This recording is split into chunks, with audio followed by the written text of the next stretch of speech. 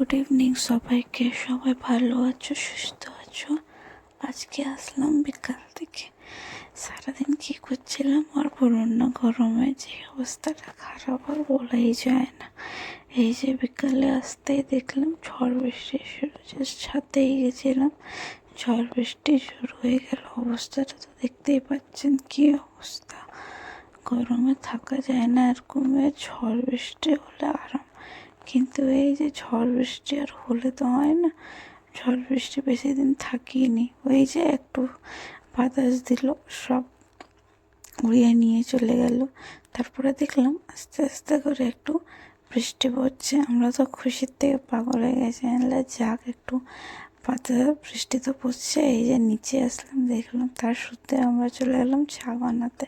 বৃষ্টিতে একটু চা করবো, তাই চাটা ভালো করে বানাচ্ছিলাম।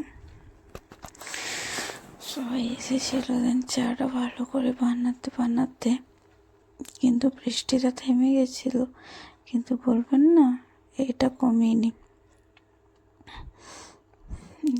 চাটাও হয়ে গেছে মোটামুটি। বিজলিটা অনেক চমকাচ্ছিল, তাই আমরা সাইড হয়ে বসেছিলাম, বৃষ্টিটা কোথাও না হোক। এই যে সন্ধ্যার চাটা সব কমপ্লিট, আমি বসে গেলাম চাটা খেতে। আচ্ছা, তো আমাদের ঘরে কিছু স্পেশাল আছে, তাই আমরা কিছু করতে চলেছি। তার আগে দেখে নিন টুনটুনির সাথে আমার গল্প আর কথা। এই যে ও ঘুমের থেকে উঠেই ওর সাথে খেলা পুরো করা স্টার্ট হয়ে গেছিল।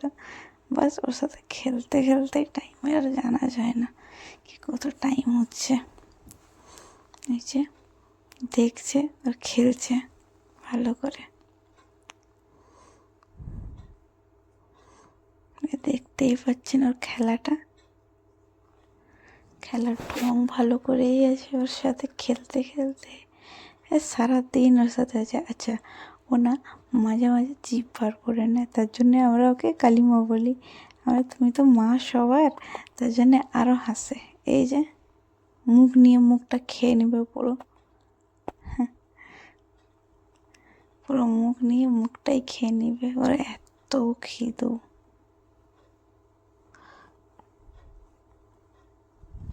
আর এতই খিদা। এই যে বললাম না কালিমা, এই দেখুন ছোট্ট করে জিভটা একটু বের করে দিল। ও বদমাস মেয়েটা। সবাই কথাই বলছিল, ও আবার কথা শুনবে আর ক্যামেরার সাথে তাকাবে।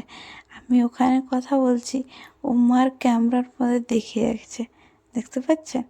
আমি আমার কাজটা করছি, ও ওনার কাজটা করছে, দেখতেই আছে ক্যামেরায় কী দেখাচ্ছে ভগবান জানে। ও ক্যামেরার সাথেই দেখবে ভালো করে, আবার ক্যামেরায় কী দেখাচ্ছে, ওকে কেমন দেখাচ্ছে, ও দেখতে কেমন লাগছে। এবারে বদমাস পুরো টুনটুনি আছে আমার।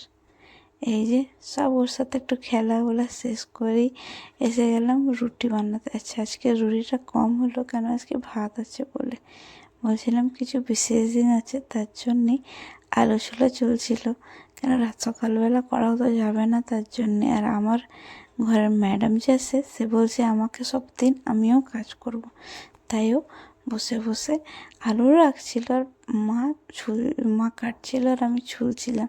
তার মধ্যে পেঁয়াজ ছুলা হলো। এই যে সব জিনিসগুলো আনা হয়েছে, করে টোরে ভালো করে পরিষ্কার করে চলে গেছিলাম খাওয়া খেতে। এই যে একটু পরে খাওয়াটা দেখা হলো। আচ্ছা, আপনাদেরকে কেমন লেগেছে বলবেন, আশা করি ভালো লেগেছে। আবার একটা নেক্সট ব্লগে আপনাদের সাথে দেখা হবে। তাহলে ভালো থাকুন, সুস্থ থাকুন, সবাইকে বাই অ্যান্ড গুড নাইট। আশা করি ভিডিওটা ভালো লেগেছে।